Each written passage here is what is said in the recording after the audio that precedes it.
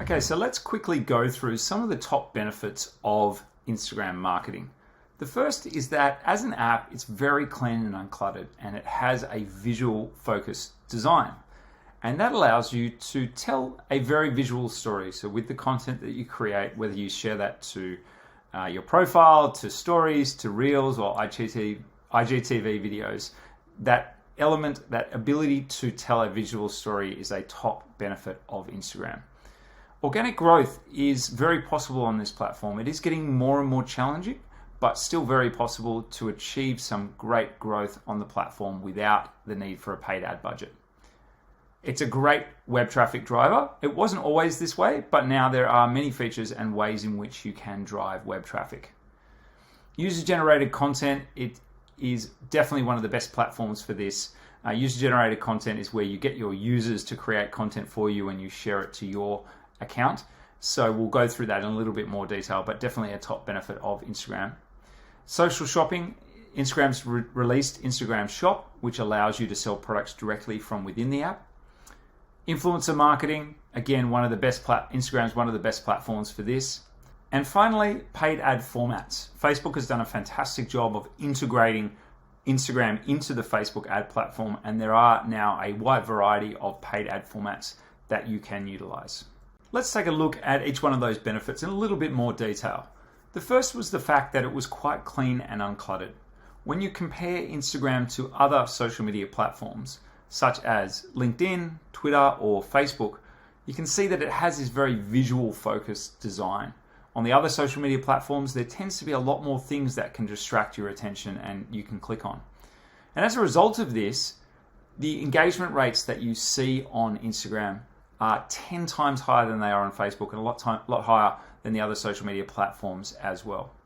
It allows you to tell a visual story. And this really goes to the heart of what Instagram is all about. It allows you to use images and videos to tell a visual story. And these stories engage your existing followers. They attract new ones and they help you to build brand awareness. So you can tell stories about your people, your organization's people, its personality, behind the scenes shots, etc. And ultimately, this type of content will allow you to show your human side, which will develop more trust and therefore more influence over the purchasing decisions of those people that do decide to follow your account. Stories and reels are particularly good for storytelling. Of course, stories, that's where it's got its names from. Here we've got an example from Gypsy C. Lust, where she tells a story. She starts the day at the gym, then she tells a story about having a healthy brunch, and then she's going sightseeing to a tiger cave. And it's these sequence of stories that really kind of give an inside look into this kind of fitness journey that she's taking, and therefore really draws people in and increases the amount of engagement and brand affinity that she's able to develop with her followers. Instagram is definitely a place where you can grow organically without the need for a paid advertising budget. Great quote here from Zaher Sharif from Digital Marketer says, having a massive Instagram following will naturally attract more users to your profile who will want to follow you as well.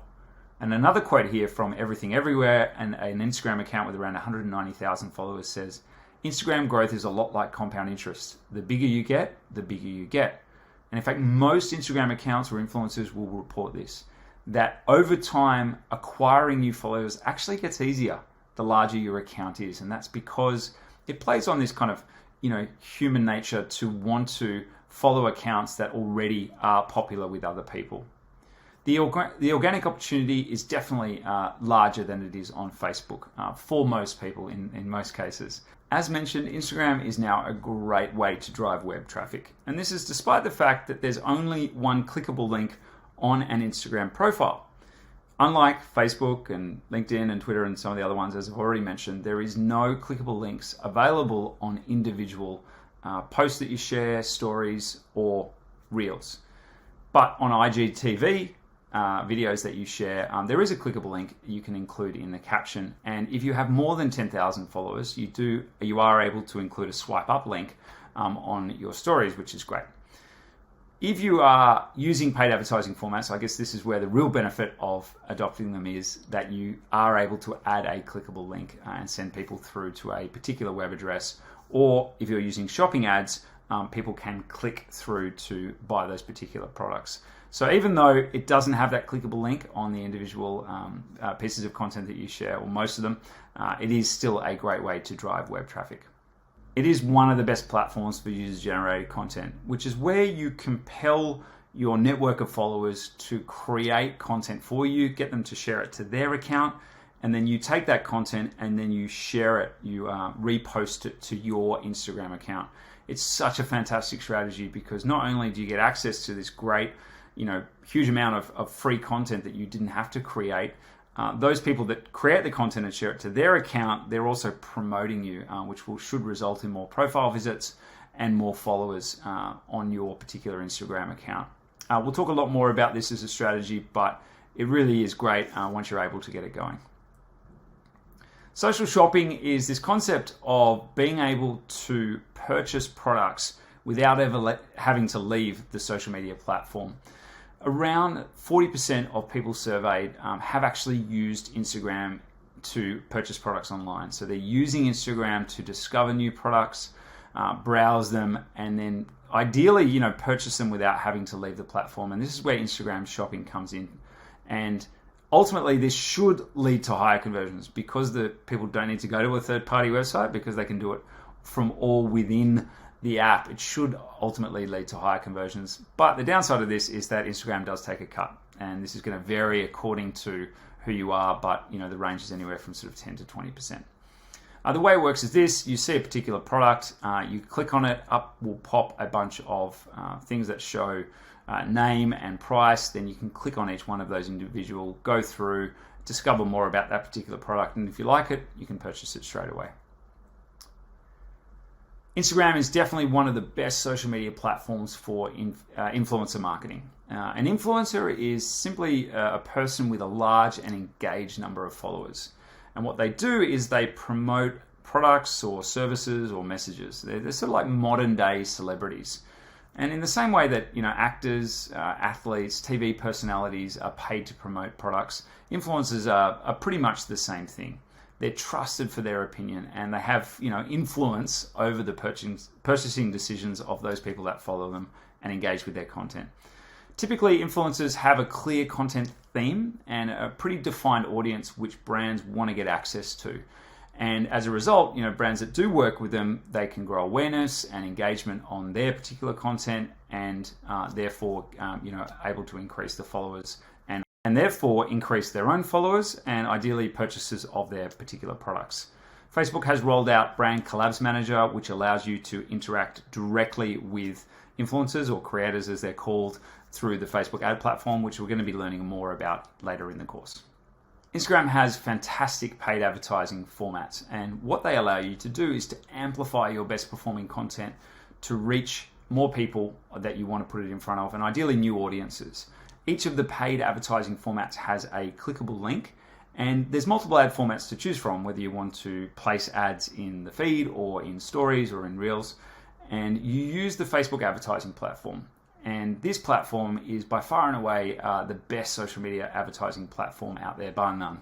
It has the most features and allows you to sort of guarantee your reach to the audience that you want to. You can really pinpoint your exact target market. There's fantastic data and reporting that you can have on your advertisements. And of course, your ability to select those multiple placements. One of the other great features of the paid ad formats is your ability to create custom audiences based on people who engage with your Instagram account if you have a Instagram business account, which is very powerful. And there is also the ability, where you have an Instagram business account, to run ads through the app, so you don't necessarily need to jump into the Facebook ad platform. You can actually use it from within the app to boost certain posts. There are some additional benefits which I'll quickly run through. The first is that you can use what's called an Instagram business accounts. There are 3 types of accounts that you can access from within Instagram: an everyday user account, a business account, which is great for any brands looking to promote their products or services or messages, and then finally creator accounts, which is useful for influencers. But the business accounts have really, really great features that the everyday user accounts don't have. For those using a business account, one of the best things about it is insights, and this gives you really, really great data to understand your audience, how your content's performing, ultimately to help you to market better on the platform. Many users on Instagram follow brands. In fact, about 80% of Instagram users follow a brand. And what that ultimately means is they're more receptive to receiving marketing messages on Instagram than other platforms. It has, already mentioned this, has a very, very high engagement rate, 10 times that of Facebook. The demographic on Instagram is starting to widen. Of course, growing up to 1.1 billion users now. Older demographics are starting to get into the platform and still retaining a good proportion of the younger demographic as well, despite the growth of TikTok and Snapchat. And then finally, scheduling. So this is where you can schedule posts in advance, either using Facebook's Creator Studio, which is currently being migrated into Business Suite, or using a third-party software like Sprout Social or Hootsuite. There are some limitations to be aware of when you're using Instagram from an organic point of view, i.e. you're not using the paid advertising formats.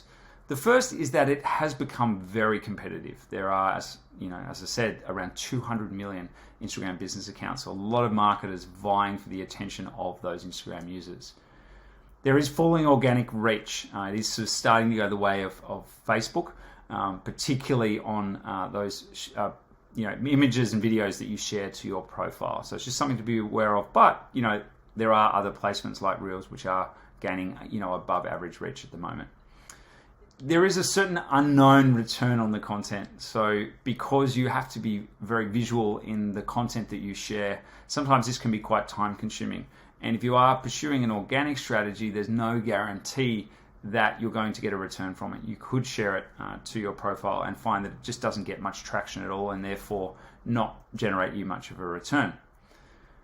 And as we'll learn with the algorithm, consistency is essential. You really can't miss a beat. You can't miss a few days because this gets marked down by the algorithm. So if you are going to be playing the Instagram organic game, you have to sign yourself up to sharing content every single day. There's no targeting with your posts, of course. You can't control where followers come from. And we always like to say, 1,000 followers who can eventually become paying customers is always going to be preferred over 10,000 who have no chance. So you might find that you're setting up an account, you're sharing really valuable content, but you start attracting people from geographies where they're never going to become paying customers. So it's just something to be aware of. And then finally, as we'll learn with the algorithm, you need to be spending a good proportion of your time, in fact, the majority of your time, engaging with your audience. It's not good enough now just to share content. If you're not responding to comments, but also actually actively going to other users and engaging with their accounts, it is very hard to make Instagram work. And the final thing to talk about is like counts. So we saw a pretty astounding move by Instagram about 2 years ago now to remove the ability for people to see how many likes a particular post had. And the PR pitch from Instagram on this was that it was all about mental health, depression and anxiety, particularly, young people. And what they wanted to do was make it less of a competition for engagement and make people focus more on the actual individual pieces of content. The cynical side of me says that it was most likely about them wanting to take a cut of influencer marketing. They, over the years, influencers have made a huge amount of money using Instagram for that, and the influencer marketing market had grown to this huge level. And not surprisingly, they rolled out a brand collabs manager during this time, which allowed you to go direct to influencers. But of course, Facebook would take a cut of any campaigns that you ran by going direct to those influencers through the Facebook ad platform. But after 2 years, what they found is that it didn't actually depressurize Instagram for anyone. They actually admitted that a lot of people found it annoying to remove those like accounts because people wanted to know what was trending. And what Instagram has said is that they went and looked at a bunch of mental health reports and did a bunch of surveys and found that nothing really had changed in terms of the improvement, the original rationale for removing those likes. And so now they've done a little bit of a backflip and they've said, well, what you can do now is that by default, people will be able to see the likes. So any new users that download Instagram by default will be able to see the likes. But there is an ability for you to opt out of it. Okay, so if you don't want to see the like and view counts, you can go into the settings here and turn that off. So fingers crossed, this will be the last of the changes to that like count.